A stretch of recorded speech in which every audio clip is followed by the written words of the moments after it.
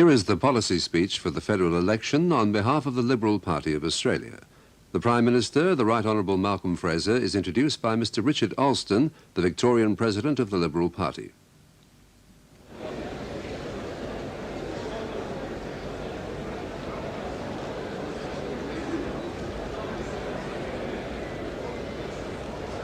Ladies and gentlemen, the Prime Minister of Australia, the Right Honourable Malcolm Fraser.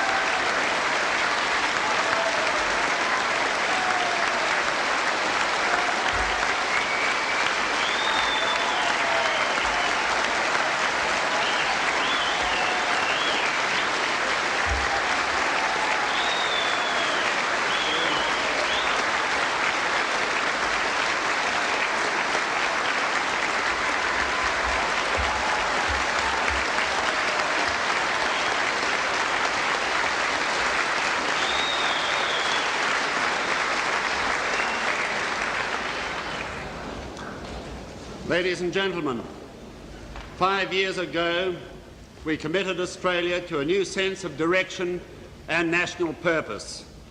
We have fulfilled that commitment.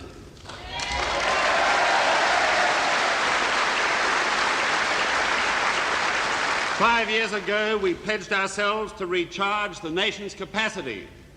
We have fulfilled that pledge.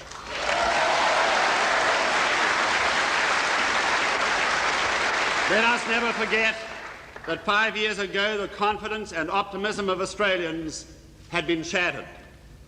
Today a new spirit, a new enthusiasm, a new dynamism is at work in Australia. In an often troubled and dangerous world, here we are at the gateway of a new decade, much better placed than many overseas countries.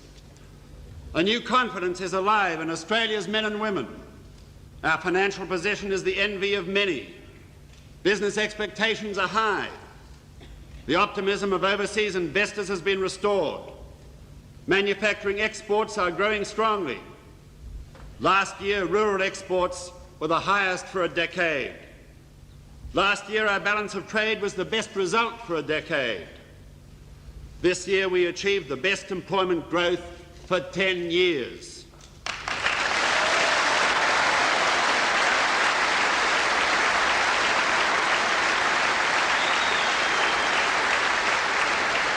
And under the Fraser-Anthony government, Australia has won a respected place in world affairs. And while achieving all this, we've enhanced the dignity and self-esteem of those in need. Australia is the best place in the world to bring up a family.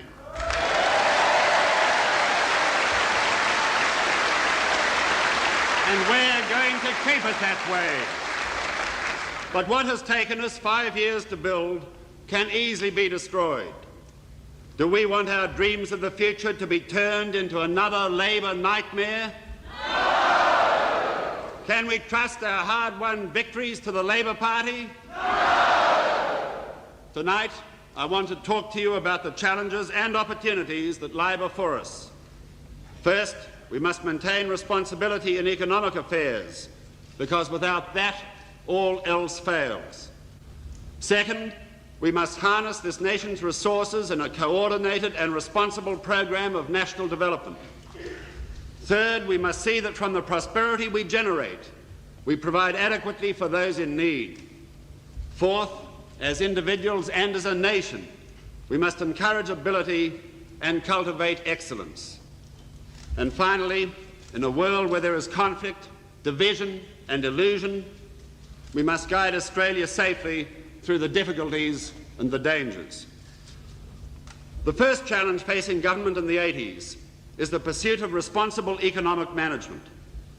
Responsible economic management may sometimes sound far away from everyday lives, but responsible economic management has brought our inflation rate to much less than it was in '75, much less than the inflation rate of Britain, below that of the United States, and below the average of advanced industrial countries.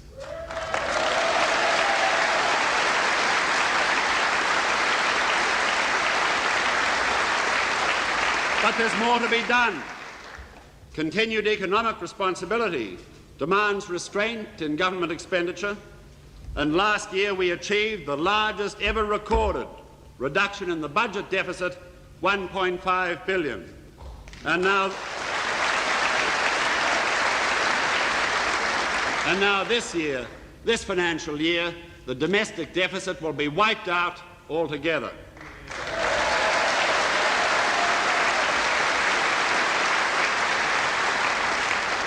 We earlier committed ourselves to reform the tax scales. We have fulfilled that commitment absolutely.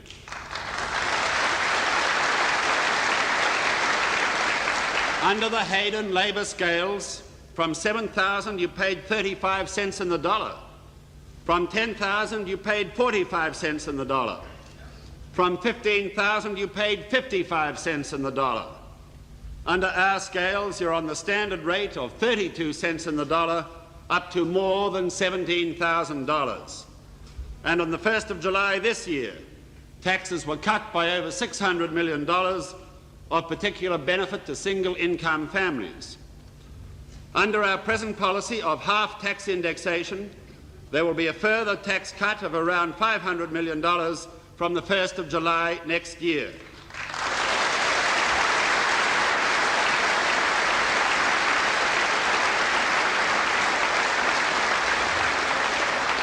Of course, we would have preferred to go further, but any tax cut purchased at the cost of higher inflation would be no tax cut at all.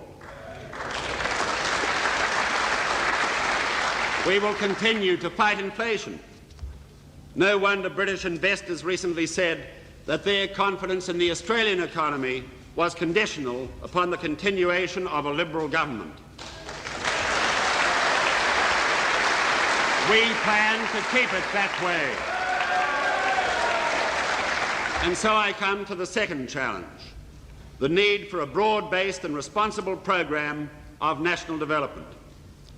In my policy speech in 1977, I said Australia could look forward to $6,000 million of development. Some amazement was expressed at this, even disbelief, because the Labor Party had stopped development dead in its tracks. Yet in the 2 years after that, more than $6,000 million was invested in mining and manufacturing. And now prospective investment is $29 billion.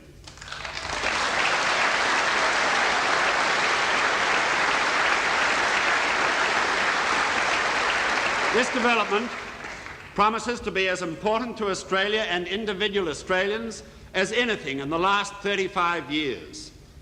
Already new aluminium smelters and mines are being established in Australia, along with the associated towns, railways, roads and port facilities. The benefits of this will be felt nationwide. We're not talking about development just for development's sake.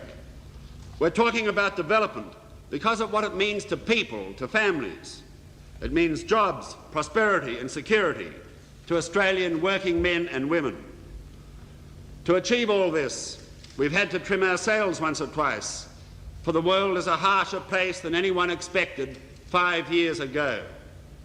But responsible management means placing Australia first, not once or twice, but always.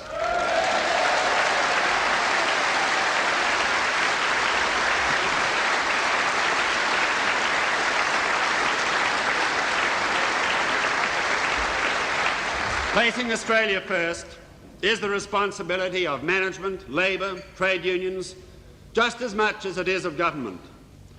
Responsibility to Australia means achieving greater rank-and-file influence within unions, giving rank-and-file trade unionists confronted with the demand to join a strike the option of a secret ballot,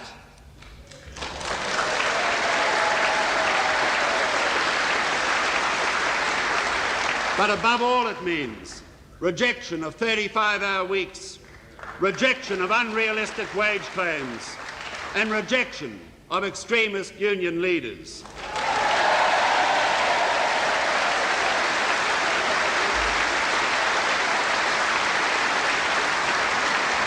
And that rejection is the duty of all of us.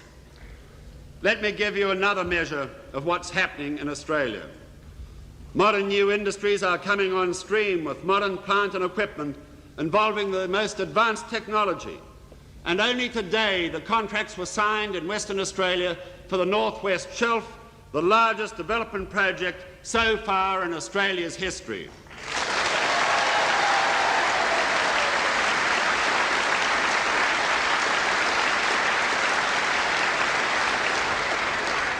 These new developments will give Australia in the 80s a much stronger international trading base. New markets are opening for Australian industries. None of this happened by accident.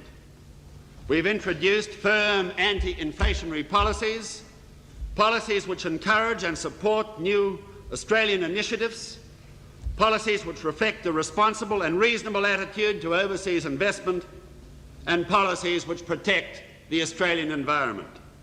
What is happening is as the result of our policies.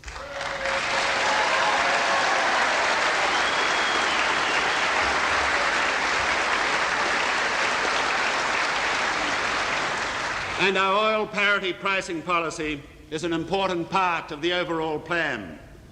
We want Australia to be as energy self-sufficient as possible in future years. We do not want Australia to be a beggar for fuel on the international market. We want to attract investment in alternatives to oil, and we're succeeding. The giant Rundle shale oil project in Queensland is likely to be the largest ever undertaken in Australia and one of the largest in the world. That would not have occurred without parity pricing. We're not just concerned for next year or the year after. We're building Australia for the next decade and beyond.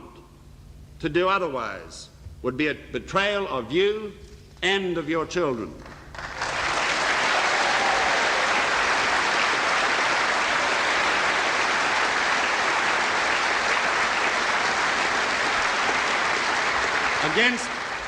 Against the difficulties of the current war in Iran and Iraq, does anyone dare to tell us that we should alter our policies?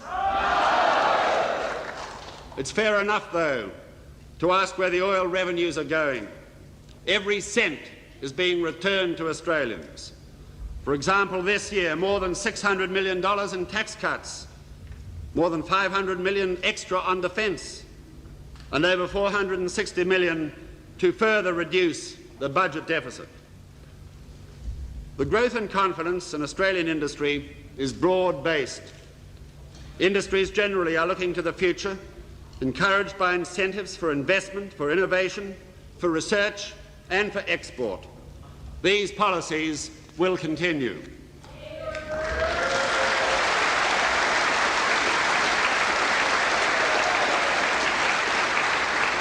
The tax laws will be altered again to make it easier for small businesses to build up their reserves.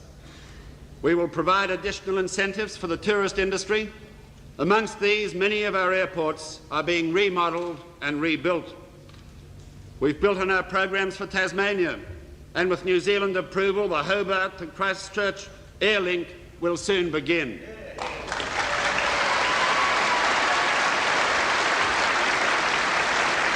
And we have decided to proceed with the Alice Springs-Darwin Railway.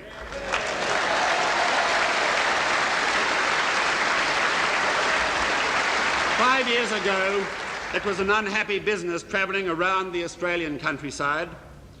Many farmers were bankrupt, prices had collapsed. Farmers didn't know whether to encourage their sons to stay on the land or to desert their farms. Now all that's changed. Our rural industries are doing much better. Our fight against inflation, our policies in support of rural industries, our effective trade offensive overseas, these have played a major role in rural recovery. We understand rural industries. We assist them through troubled years and variable prices, and new initiatives will be taken in the coming Parliament. I know that as I speak tonight, there is severe drought in many parts of Australia. We will continue to cooperate with the states to see if there is more that we can do to assist, and indeed a meeting was held yesterday or today in Canberra as a result of Commonwealth initiatives. But would anyone exchange our programs of assistance for the threat of Labor's death duties? Would anyone exchange our current industrial and rural strength for the certainty of Labor's wealth tax? Would anyone trade their present position for the policies of the Whitlam years and the introduction of a capital gains tax? As a result of rural recovery, last year, for the first time in 30 years, farm employment grew. Indeed, in the 12 months to August this year, total employment in Australia grew by over 200,000. But what are the Labor Party doing? They're promising to provide half that number of jobs, but they're going to charge you $1,000 million to do it. Our dedication to strengthening the economy is the only way to create more jobs. I know it's difficult for some people who leave school. Some move smoothly into a job, but for others it's not easy. Because of this, we've established a range of manpower and training programs to improve the skills, the versatility and mobility of those looking for work. This year, these programs will benefit more than 230,000 Australians. And last year, the number of apprentices in training was an all-time record. We will do more by extending counselling services and introducing a new allowance, providing much greater encouragement to the young unemployed to take advantage of new and expanded trading opportunities. I'm not going to say much about the Labor Party tonight. Mostly they speak for themselves. Their essential policy is a massive program of additional spending. In only 6 areas, they promise to spend an additional $2,500 million of taxpayers' money each year. These programs have been costed by departments. The figure of $2,500 million would have to go into any Labor budget. If this were to be paid out of taxes, it would represent an average of over $8 a week, more than $400 a year for every Australian taxpayers. Are Labor's policies worth that to you?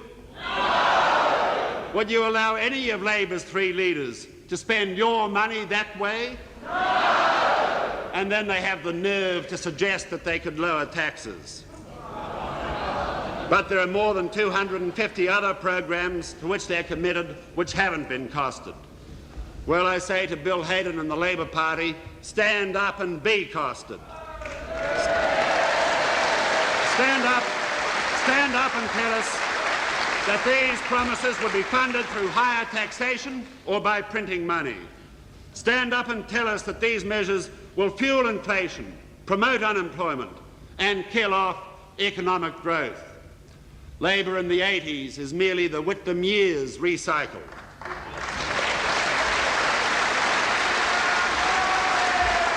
There's not a word in what they say or do that will encourage investment, promote growth, increase productivity, or contain the unions. And they try to kid people that they're raising the standards. The Fraser-Anthony government is the only option for the 80s.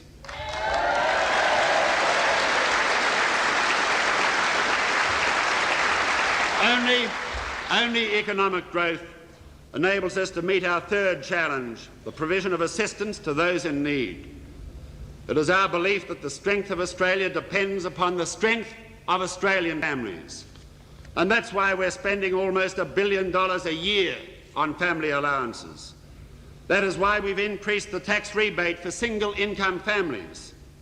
Our programs of family support will continue. We will establish crisis accommodation for families in distress. We will initiate a new building program for homeless persons. And with the states and voluntary organisations, we will establish a National Children's Foundation to help tackle the problems of child abuse.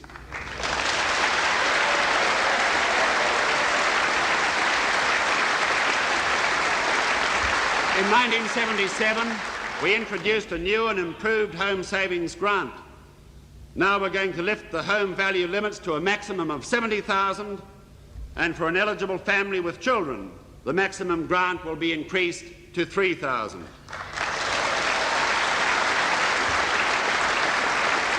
Our progress as a nation can be no faster than our progress in education.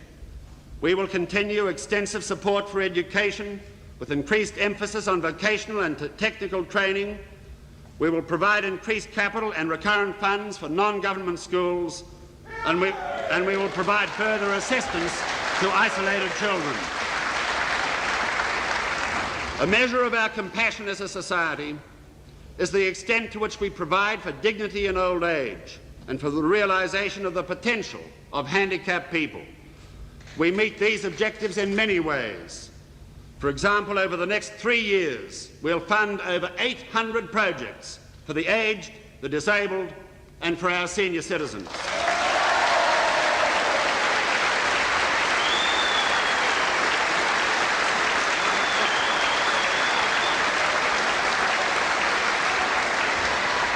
Our commitment to migrants will continue. Post-arrival services for new citizens have been expanded greatly.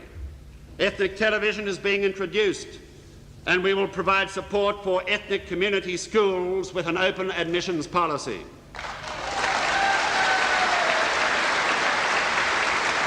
Our policy for Aboriginal people are designed to assist them to achieve a greater management and determination of their own affairs. We've established the Aboriginal Development Commission, whose responsibility will be widened to include the disbursement of Commonwealth funds for Aboriginal housing. And we will work with the states to improve the environmental health of Aboriginals. These and many other initiatives represent a proud record of compassion and concern. They demonstrate our determination to see that all Australians receive the opportunity to share in the nation's increasing resources. An important and often ignored challenge facing us all is the pursuit of excellence. The world of film, science, literature, theatre, opera, dance and sport has produced great Australians. Australians' record at home and abroad is a catalogue of excellence, and that excellence will be fostered.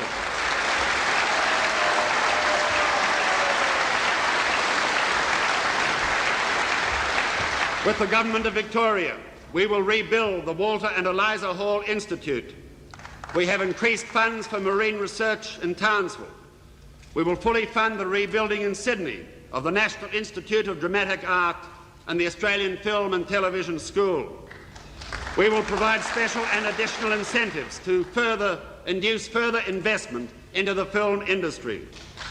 And we will make funds available for the support of research centres of excellence in Australia's universities.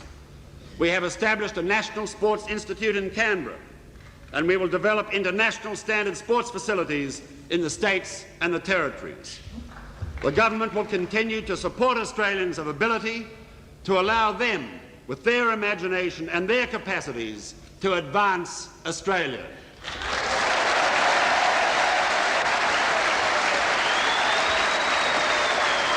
But finally, overriding all these considerations is the challenge to safeguard our national security. We must lead Australia safely through a world of increasing tension and difficulty, an increasingly dangerous world, a world of Afghanistan, Kampuchea, Iran and Iraq. We must contribute to the strength of the Western Alliance.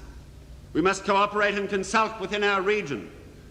We must seize the opportunities provided by membership of the Commonwealth, and we must strengthen our links with other middle-sized powers, all of whom have an important role to play. That is why we're expanding our defence forces. That is why we're rebuilding our reserves. But the defence of Australia is more than men, destroyers, patrol boats and tactical fighters. The defence of Australia is the courage to speak up for Australia.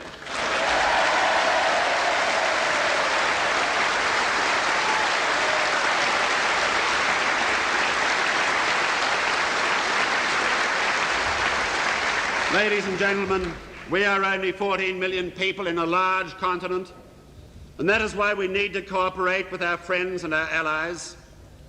We are revitalising the five-power defence treaty with Singapore, Malaysia, New Zealand and Britain.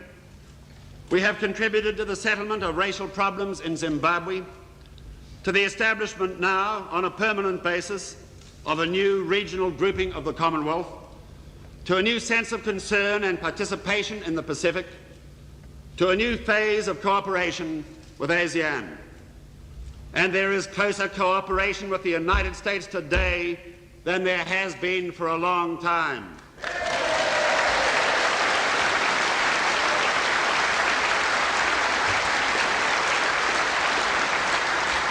And with the world as it is, we need that cooperation.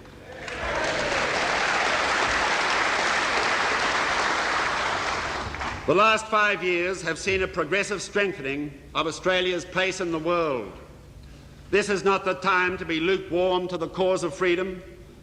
This is not the time to be uncritical of socialism or communism. This is the time for responsibility, not apology. This is the time for commitment, not for compromise.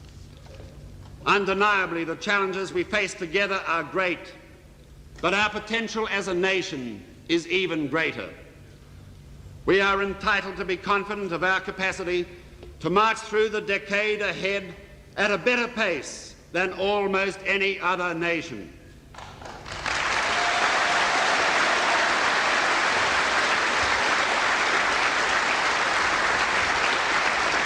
We are entitled to be optimistic about our future, a future in which Liberal government will seek power and authority not for its own ends, but for the service of all Australian people, their freedom and their dignity. This is the future I seek for all Australians.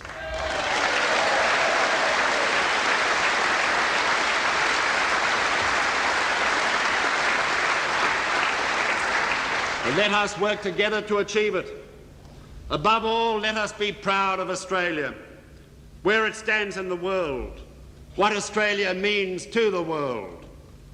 We owe this much to the men and women who have given their talents and their dedication, their courage and their hard work, even their lives for almost 200 years, to bring us the Australia we now enjoy.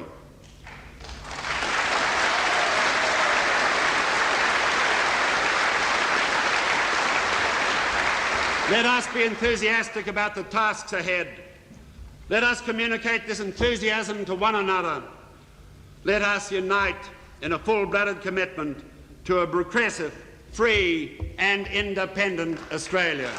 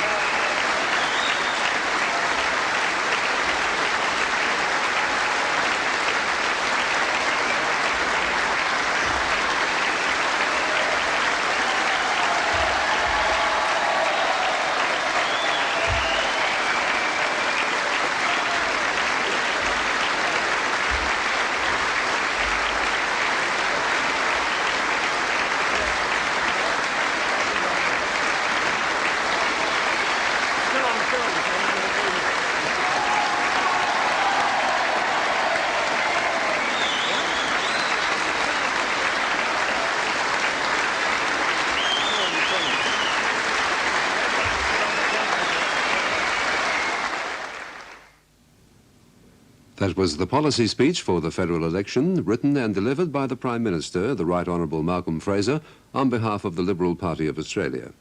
Authorised by T. Eggleton, Post Office Box 13, Canberra, ACT.